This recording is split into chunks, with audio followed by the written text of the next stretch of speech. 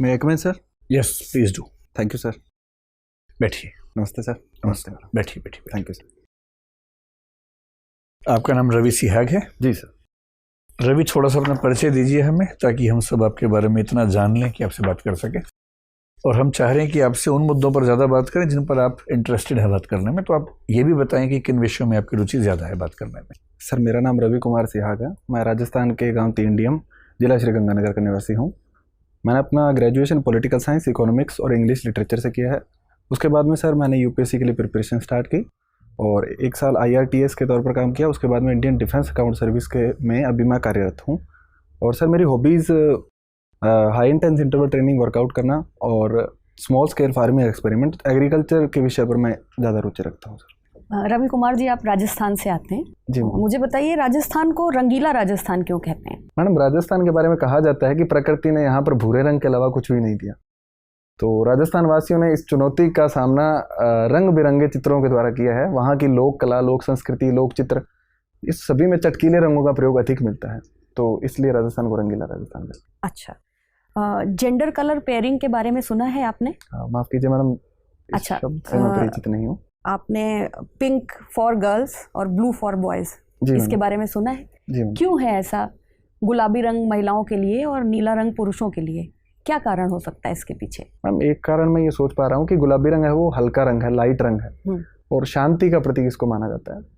और नीला रंग है वो चटकीला रंग है, थोड़ा भड़काऊ रंग है और पुरुषों को जनरली थोड़ा अधिक साहसी, क्रोधी आदि उपाधियों से सुसज्जित किया जाता है। तो एक ये कारण मैडम मैं सोच पा रहा हूँ।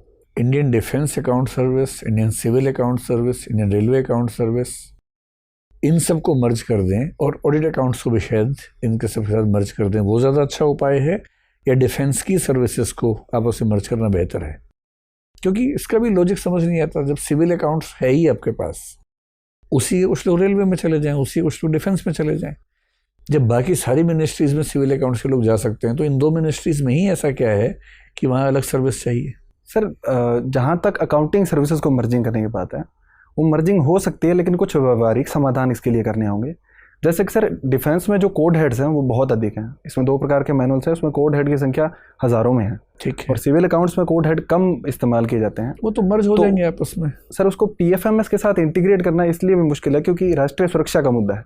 और उसमें सर ऑनलाइन करने में डिफेंस सर्विसेज की ओर से कुछ आपत्तियां जताई गई है कि इसको ऑनलाइन करेंगे तो साइबर सिक्योरिटी के फ्रॉड्स हैं, वो जो थ्रेट हैं वो इसमें दिखाई दे सकते हैं। तो अभी डिफेंस अकाउंट्स में आप साइबर लेवल में बिल्कुल नहीं जाते हैं? सर कुछ पेपर पे होता है? सर काफ़ी हद तक अभी पेपर पे काम चल रहा है, लेकिन अभी जो हैदराबाद में इंडियन जो टेक्नोलॉजी सेंटर है, वहाँ पर उन्होंने एक प्रबल विकसित करने की ओर बढ़ रहे हैं। आर्म्ड फोर्सेस की तरफ से इसमें सहमति जताई गई है, उस पर अभी काम चल रहा है। उसके अलावा सर पेंशन के स्तर पर डिजिटलाइज किया गया स्पर्श प्लेटफॉर्म है और अकाउंटिंग स्तर पर ट्यूलिप प्लेटफॉर्म पे अभी काम चल रहा है। ठीक है। तो अगर आपको एक कलर चुनने को कहा जाए जिसमें दोनों के गुण आ जाएं, तो आप कौन से रंग को चुनेंगे जो महिलाओं और पुरुषों दोनों के गुणों को समाहित करे अपने अंदर? कोई एक कलर? सफ़ेद रंग मैं चुनूंगा, मेरा पसंदीदा रंग भी है। अच्छा, ठीक है। आपने अपने शौक में लिखा है HIIT, high intensity interval training, आप करते हैं? जी मैडम। नियमित रूप से करते हैं? मैडम वीक में 4 या 5 दिन में करता हूँ। क्या क्या करते हैं उसमें आप? मैडम मैं बर्पीज करता हूँ, कमांडो ट्रेनिंग करता हूँ, उसके अलावा lunges, squats, jumping squats, running में मैडम मैं जनरली स्प्रिंट्स करता हूँ। उसमें 20 सेकंड स्प्रिंट, 20 सेकंड ब्रेक, उसको गिबाला टेक्निक बोलते हैं, वो जनरली मैं करता हूँ। तो रनिंग ये तो आप ट्रेडमिल पे करते होंगे?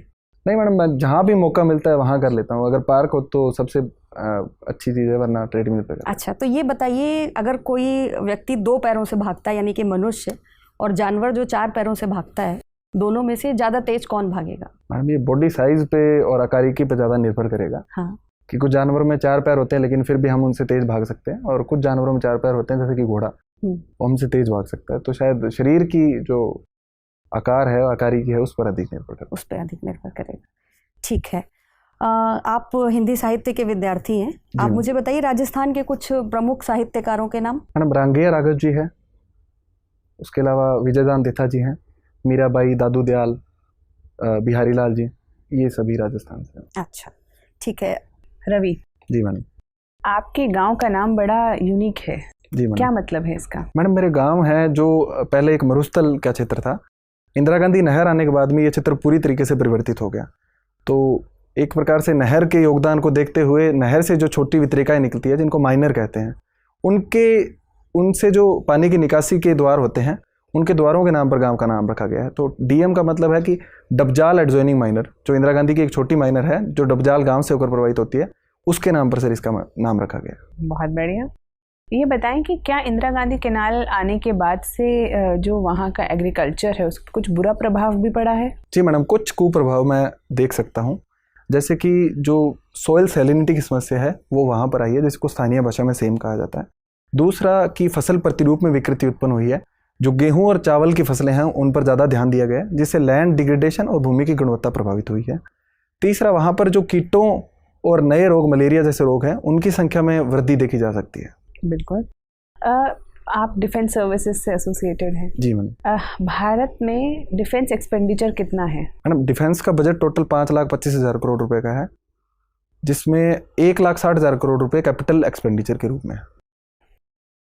ये बताएं कि ऐसा कहा जाता है कि हिंदी माध्यम का रिजल्ट जो यूपीएससी में खराब आता है सिविल सेवाओं में, उसके पीछे बहुत सारे कारण हैं। ये भी कहा जाता है कि उसके पीछे यूपीएससी भी एक कारण है, क्योंकि यूपीएससी एक इनसेंसिटिव तरीके से इस विषय को देखता है। आप हिंदी माध्यम के बड़े ब्राइट कैंडिडेट हमें लग रहे हैं। मैं आपकी राय जानना चाह रहा हूँ कि ऐसा क्या कारण है कि हिंदी माध्यम की परफॉर्मेंस का लेवल सिविल सर्विसेज में वैसा नहीं है जैसे पहले था एक ज़माने में, और क्या उपाय इसके किए जाने चाहिए सरकार को, यूपीएससी को, या किसी भी मंच को, जिससे ये रिप्रेजेंटेशन ठीक हो सके? क्या एग्ज़ाम के सिस्टम में कुछ करने की ज़रूरत है या कुछ और? सर, सबसे पहले मैं ये बताना चाहूँगा कि जो यूपीएससी एक बहुत ईमानदार संस्था है और इस प्रकार के किसी भी यूपीएससी पर किसी भी सवाल उठाना सही नहीं होगा। इसके लिए सर मैं 2 प्रकार के उपाय सोच सकता हूँ, एक तो शॉर्ट टर्म और एक long term. Sir, short term में ये होना चाहिए कि जो एक मुख्य समस्या अनुवाद को लेकर रहती है, कि जो अनुवाद है वो बहुत ही यांत्रिक और कंप्यूटरीकृत होते हैं। तो अनुवाद के स्तर पर अगर अच्छे से प्रयोग किए जाएँ तो शायद हिंदी माध्यम के विद्यार्थी प्रश्नों को अच्छे से समझ पाएंगे। जैसा कि सर प्लेटो ने कहा है कि प्रश्न को समझ लेना ही आधा उत्तर है। और सर इसके अलावा सर लॉन्ग टर्म पर्सपेक्टिव में मैं बात करूं तो सर इसमें जो एजुकेशन सिस्टम है उसमें सर भारतीय भाषाओं को हमें अधिक सम्मिलित करना होगा। जैसा कि अभी इंजीनियरिंग और मेडिकल कॉलेज में हम मेडिकल स्तर पर हम लोग भारतीय भाषाओं को शामिल कर रहे हैं, तो उनके स्तर पर प्रोत्साहन देने की अधिक आवश्यकता है। सर, कश्मीर फाइल्स नहीं देखी है? बचाओ। नहीं देखी है अभी तक। तो देख लो यार। जी सर। मैं चाह रहा हूँ कि आपके इंटरव्यू में डिबेटेबल इश्यूज ज़्यादा रहें। जी सर।